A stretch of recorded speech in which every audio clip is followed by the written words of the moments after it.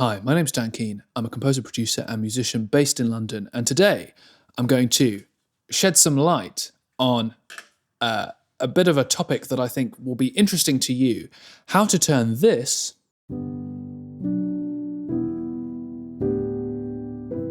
into this.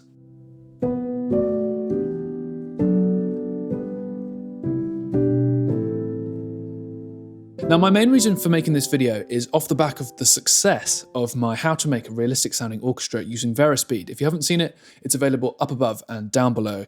What I really liked about making that video was just kind of taking samples, pushing them a little bit further, adding some real instruments. And it proves to me that over and over again, we use these sampled instruments while we're writing. We idealize this sound. So I thought it would be interesting today to take some piano samples and to make them sound as realistic as I possibly can by applying the various effects that I do. I think another thing to kind of mention is that because there are so many sampled pianos out there now, and because they are so good, we need to make our demos better in order to really cut through. And also, it's just more moving, it's more kind of emotive if you can make your fake samples sound really good. So I'm going to be using one of my favourite pianos today, the Woodchester by Fracture Sounds. And if you think, oh, Dan, you look like you've got more pause today, it's because I'm filming in 4K for the first time. So let me know what you think of not only this angle, but also this angle as well. And I'm screen recording in 4K as well. So all is very exciting, but it uses so much storage. So it better be worth it, but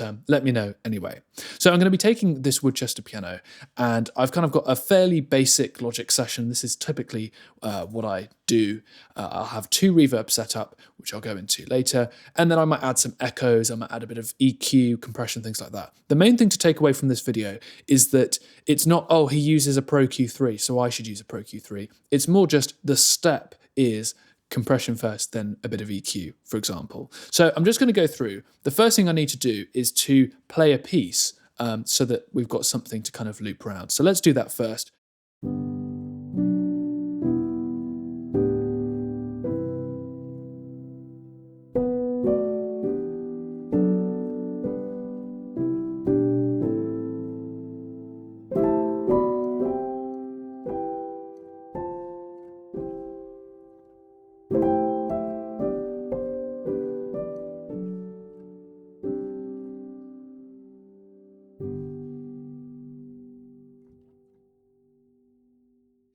Lovely. So this is the only time I'm going to show you the UI. I've got no coloration, no stereo width changing. I'm only using the raw samples, and I'm using pedal and key release because I think we can make it sound as realistic as possible. But having played around with this piano for a while, I find that the pianist setting is actually too unpredictable for me to warrant using it. So I'm actually going to turn it off, and I've got no reverb, so it's as dry as a bone, which is great. I'm not actually going to use this overhead camera again, so I'm just going to turn this one off. As I say, it uses so much storage. Anyway, before I start adding reverbs and stuff like that, I'm just going to apply a little bit of compression. Now look at this. Did you like that? It's called Plug Search. It's $20. Best money I've ever spent. So I'm going to be using the SSL compressor by Waves. This is my favorite compressor, I think. I'm going to be using this with an attack of 10 milliseconds and an auto release with a ratio of 2:1, no makeup gain for now, and I'm going to be compressing between 1 and 2 dB.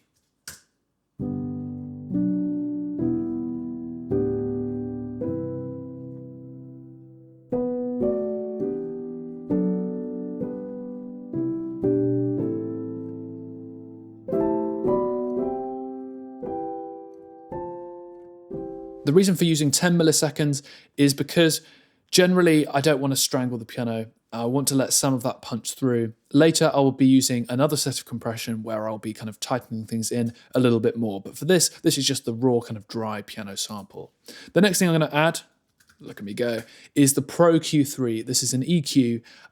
This will be used primarily as a piano-only piece. I'm not going to be using it with other things, but I learnt from Jake Jackson that you should always make each layer as balanced as possible. The reason for this is because when a film gets dubbed, if what was once a piano with a huge lush orchestra suddenly becomes just a piano, you don't want the piano to feel like it was affected by the rest of the orchestra. So his idea, and I kind of understand this, is just to make every single part as beautiful as possible. And then hopefully it will just be a case of balancing layers together. So with that in mind, I'm just going to try and make this as beautiful as possible. And then if I were to add strings at a later date, I could do. It's worth saying that I'm kind of assuming that you're already using sustain, you're already humanizing a little bit. I haven't kind of quantized or anything like that. And you're varying your velocities. All of those things will make your piano samples more realistic, but I'm not going to go into that today. So let's just EQ this a little bit. I'm going to pull out the lower registers with a kind of soft low cut, and then I'm going to pull out some of the frequencies around here, because I feel like with the proximity of the microphones being where they were, I don't actually need it to be quite as resonant as that. So I'm going to be pulling away by about 2 dB. Then there's often a bit of a problem spot around here, around 350. So I'm going to be pulling that down. And also kind of the 2K register I sometimes find is a little bit questionable. So anyway, let's just have a listen to this first. I'm just kind of pre-warning you.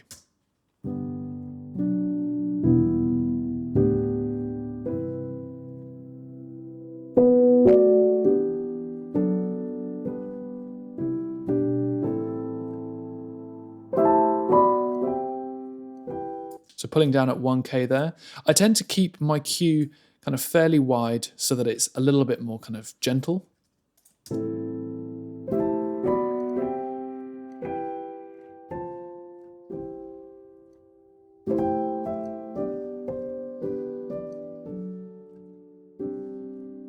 And you have to be really careful with boosting high range too much, because later we'll be adding some tape emulation and things like that, which will have noise built into them. So keeping that a little bit careful for now. In fact, I'm actually going to pull down really gently, actually not as gently as that, at about 20K, because there's really nothing above that. Okay, so I'm going to add some reverb. I've got 2 reverbs set up here already. This is my favourite reverb I've ever used. It's the Cinematic Rooms by Liquid Sonics, and I absolutely love it.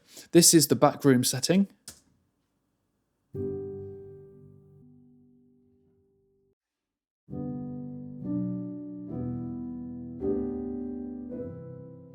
The reason for using this is because I find that if I'm going to add a nice wide hall reverb at the back of the room, what's the point in not adding something as a middle step? So this is my kind of room microphone.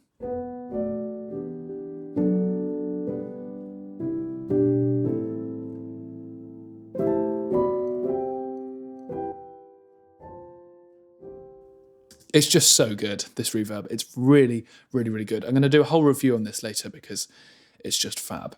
Okay, the next reverb I'm going to add is another instance of Cinematic Rooms, but it's a hall, it's a recital room. So this is what I'm going to do. Let's have a listen to this.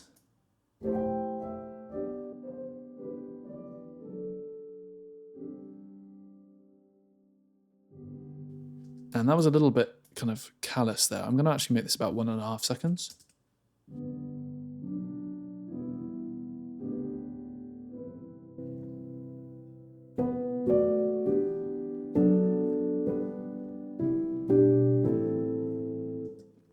And what I'm going to do is I'm going to send reverb 1 into reverb 2 as well. So in it goes.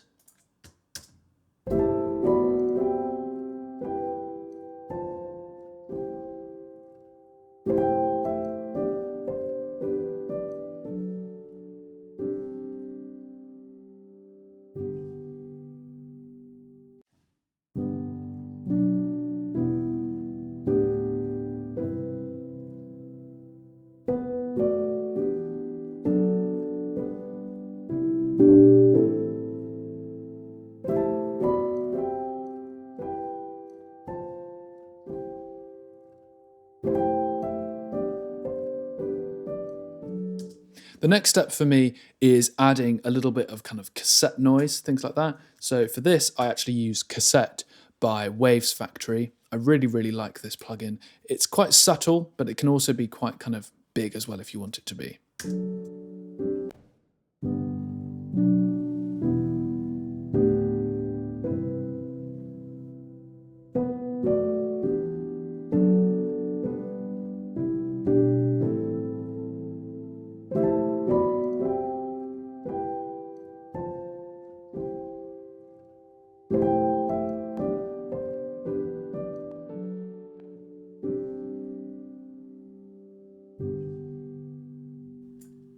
being quite gentle with it. Don't want it to kind of shake the sound around. That's not what I'm trying to do. I want it to be a pro sounding recording, but just through a tape.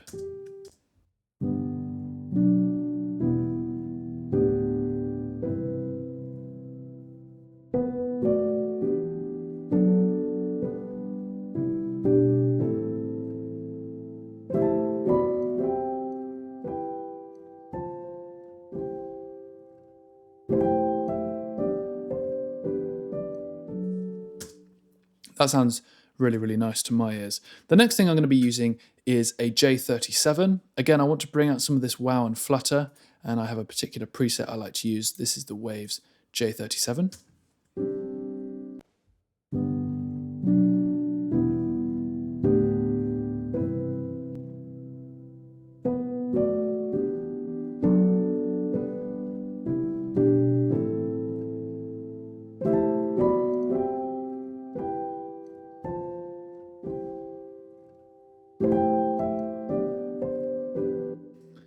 It sounds really nice already, doesn't it? The next thing I'm going to add is an echo, and in this case, I'm going to be using Echo Boy. But before I do that, I'm going to set it with this sample delay, and basically it just creates a pre-delay. So I'm going to set this to about 50, and now I'm going to add another thing. This is the Spectral Emergence by Michael Norris. It's quite interesting.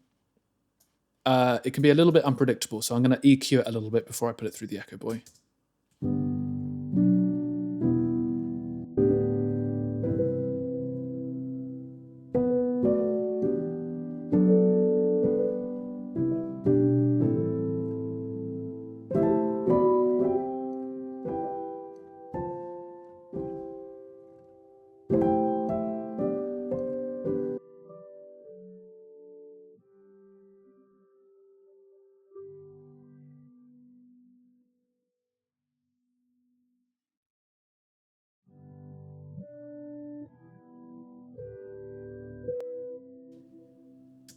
And now with this, I'm just going to add a dual echo at 100 and 250. A little bit of feedback, 100% wet.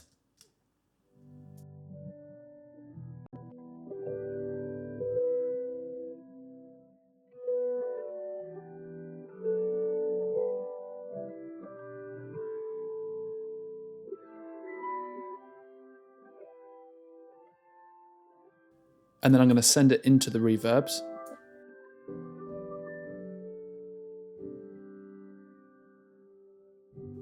And this is something you want to do really, really subtly.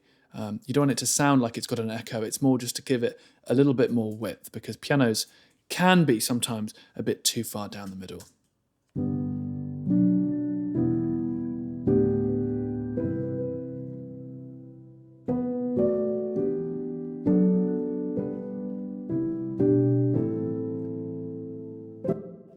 So if I just A-B, this is without.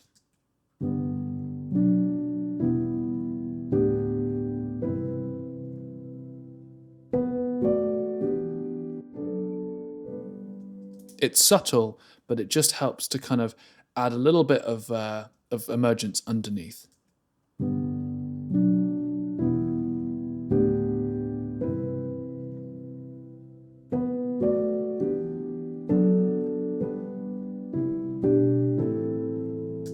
The next thing I'm going to add here is an EQ, and I'm going to be using mid and side mode. So I've got this set here. This is BX Digital by Plugin Alliance. What you can do is create a mono maker. So in this case, I'm going to set it at around 150 hertz, something like that, maybe a little lower than that. And I'm going to be able to treat the mono and stereo sections separately. So let's first look at this mono section. Let's have a look at the low range.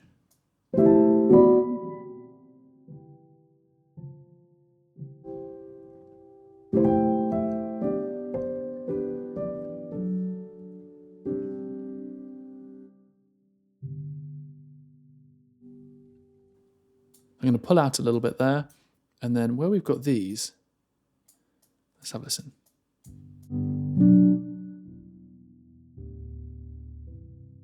I'm actually going to boost it a little bit, but because it's in the middle, it doesn't have to cloud the sides, so that's quite nice. I'm going to boost this by about 2 dB. And then on the stereo side, let's just see what we can do to make this sound even better. So I'm going to start with the low mid frequencies.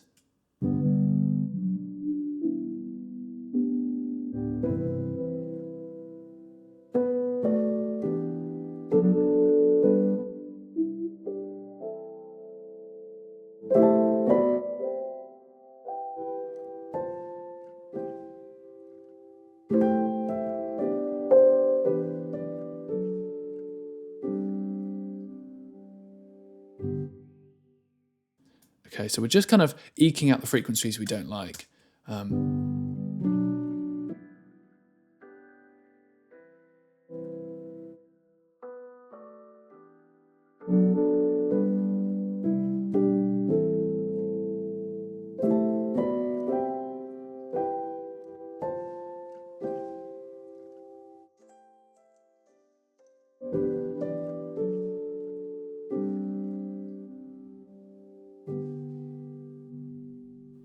So without it.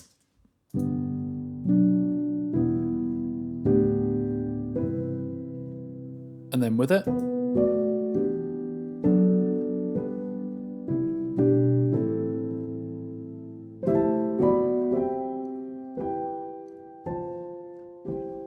Now, hopefully it sounds subtle to you, because it is.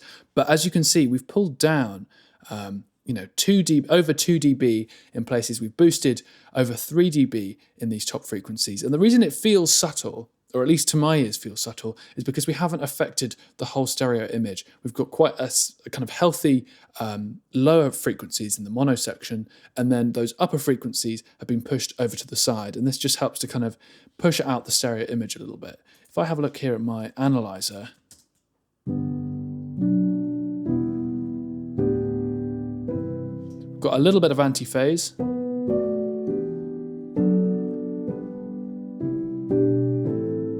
But less than we did before we started. So one thing we could do now is to add an imaging plugin.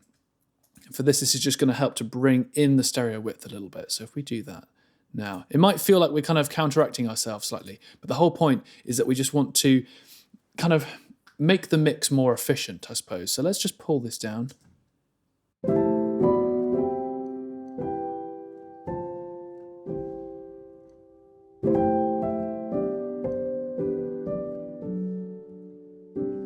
Now, to be honest, I don't really know why I'm choosing to do the imager after the EQ. If any of you are kind of audio engineers and you'd like to give me your 2 cents on things, I'd be quite interested to hear. Should I be doing this in a different order? I'm not really sure. But for me, I find that if I've got an EQ profile I'm happy with, then I can apply my imaging. That seems to make more sense to me anyway. I definitely push to make things wider at the end of a mix rather than partway through it, but I don't know. Let's see if that makes sense to you. So as I said, this is just a piano only thing, but what I'm going to do now is apply a little bit of mastering, and this is just going to help kind of elevate it a little bit further, help to kind of bring that gain up to a more kind of commercial standard. So I'm going to be using the SSL compressor again. This time I'm using an attack of 3 milliseconds with an auto release and a ratio of 4:1, so it's a little bit more aggressive. But again, only going to be compressing 1 to 2 dB, and this is going to help to iron out any of the things in the echo, anything with the reverbs as well.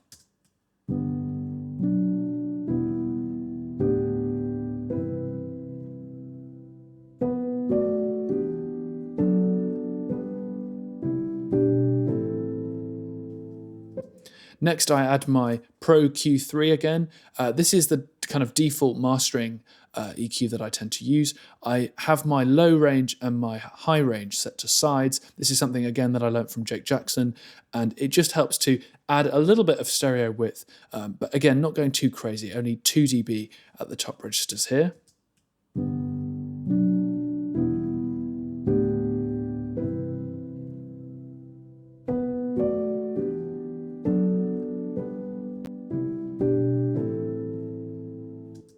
That's sounding quite nice to my ears.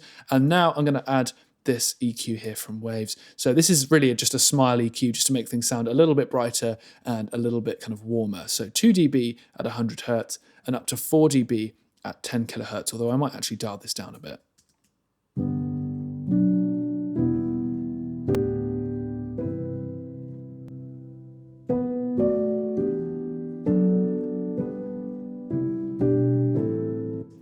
There are only two plugins that I add after this. First, this is the Abbey Road TG mastering chain by Waves.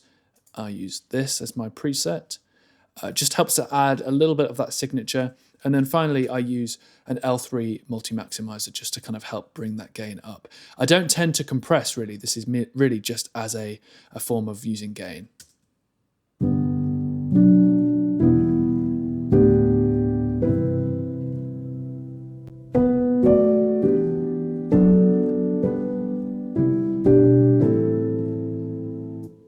So what I'm going to do now is I'm going to bounce this out with the effect and then without the effect, and then we'll A/B between them so we can clearly hear the differences, and I'll gain match so that you're not being swayed by a louder signal. So I'm going to do that and then I will come back to you. Okay, here we go. So I've normalized these recordings so they should both be at the same volume, but I will also kind of match a little bit because as we've added some compression, hopefully the processed one should feel more consistently loud. That's the whole point, really.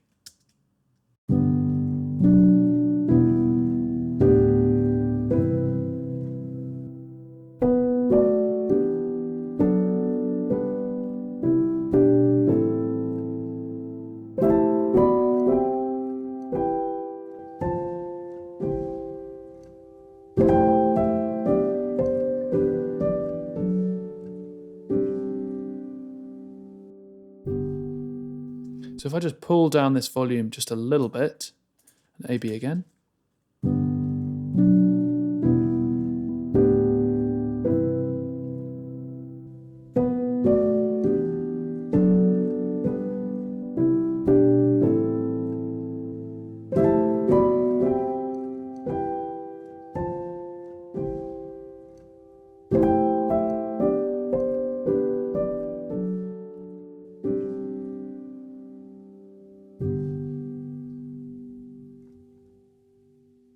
Thanks for watching this video until the end. I hope you found it to be useful. This is really me just kind of goofing around on a Saturday, having a bit of fun, learning how to make sounds. And I find that by really taking the time to figure out what sounds best to your ears, you're able to develop more of a voice when it comes to your work as a composer. Now, what I can do now is, having created this sound, I can go up to here and click Setting, and click Save Channel Strip Setting As. But if I want to be really clever, I can highlight everything, add it to a track stack, and then I can go into my library settings, click Save, and I can actually just save this as a channel strip setting. So all of my reverbs and piano echo and everything else, all the routing is saved in one place. That to me is a really great way for me just to fire up the Woodchester or whatever piano I'm using and get to work straight away without having to go through this process every single time. But I'm sure there are things that I could have done differently, and if you've got any thoughts, please do leave them down in the comments down below. Particular little stylistic things, but I think hopefully you will agree that this sounds a little bit better, a little bit more realistic maybe. Anyway, stay safe, stay well, and I look forward to seeing you again very, very soon.